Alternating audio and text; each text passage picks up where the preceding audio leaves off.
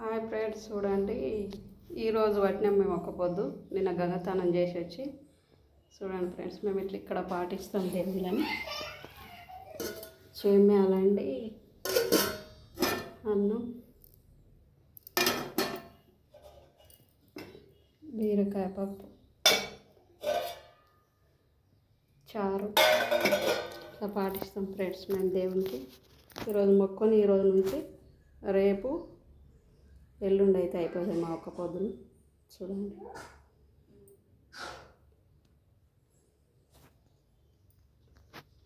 ఇక దాన్ని హానమ్మా వస్తున్నావా,